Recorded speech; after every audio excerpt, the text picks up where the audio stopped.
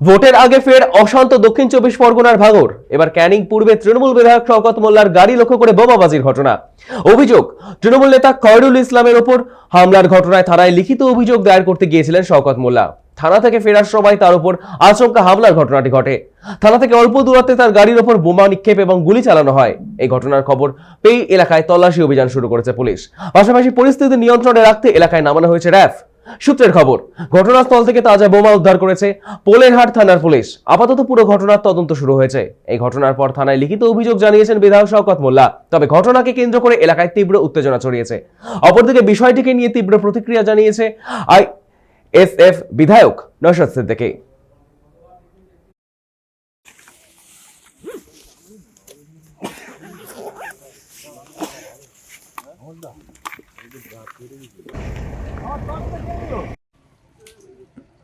থানা থেকে 500 থেকে 700 মিটারের মধ্যে আমার গাড়ি লক্ষ্য করে বোম চাষ করে। সেই গাড়ি আমার গাড়িটা এগিয়ে চলে যায়, পিছনের গাড়িতে বোমটা লাগে এবং গুলিও চালায়।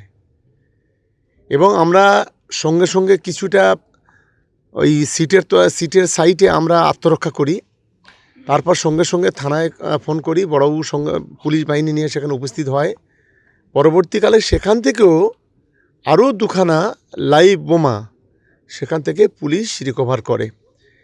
সম্পূর্ণ আইএসএফ আশ্রিত সমাজবিরোধীরা নওশাদ সিদ্দিকী একটা ভণ্ড পীর, সেই পীরের উস্কানিতে এই ধরনের আমাদের উপরে আক্রমণ করছে। পরেও আমার গাড়ির উপরে বোম চার্জ, আমার গাড়ির উপরে গুলি, অত্যন্ত নিন্দাজনক ঘটনা।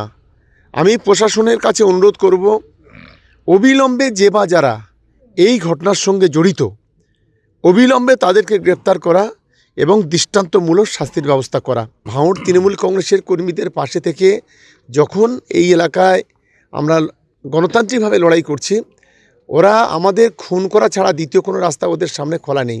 তাই এই ধরনের নোংরা খেলা খেলছে। দেখুন, আইএসএফ এর কর্মী এই ধরনের নোংরামির সাথে যুক্ত ছিল না, থাকবেও না। আমরা বারবার মার খেয়েছি, আমরা হজম করেছি, আমরা বারবার একটা কথাই বলেছি, আমরা সমাজ ব্যবস্থা পরিবর্তনের জন্য রাজনীতিতে এসেছি। ক্ষমতা দখল আমাদের মুখ্য উদ্দেশ্য নয়, সেই জন্য আমরা এগুলোকে ইগনোর করেছি। আমরা এতবার মার খেয়েছি, এতবার জেল কেটেছি। একটা প্রমাণ দিতে পারবে যে আমাদের ছেলে মেরেছে ওখানে? একটা প্রমাণ দিক। ভিডিও তো বলছে নাকি করেছে, দেখাক যে এই ছেলেটা আইএসএফ এর এটা নেতৃত্ব মেরেছে। জনরোষের শিকার হয়ে যাব বুঝতে পেরেছে, সেই জন বেরিয়ে আসছিল। বরঞ্চ বেরিয়ে আসার সময় তার গাড়ির ধাক্কাতে বেশ কয়েকজন আহত হয়েছে, গুরুতর আহত হয়েছে। এর জবাব কিন্তু প্রশাসনের মাধ্যমে আমরা নেব। শওকত মোল্লা সাহেব এখন সাপে কামড়ে ওজায় ঝাড়ছে না, এই প্রশ্ন অনেকটা আছে। রাজ্জাক খার খবর আমরা ভুলে যাচ্ছি না, রাজ্জাক খাকে খুন করার পরে শওকত সাহেবের কাছে এসে দাঁড়িয়ে, সব থেকে কাছে যারা দাঁড়িয়েছিল তাদের মধ্যে কয়েকজন গ্রেফতার হয়েছিল। আর তদন্ত যদি সঠিকভাবে এগোয়, অনেক কাছাকাছি মানুষ গ্রেফতার হবে।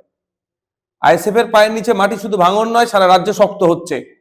তৃণমূলের এই সমাজ বিরোধীদের নিয়ে যারা রাজনীতি করছে, তাদের পায়ের নিচে মাটি নাই।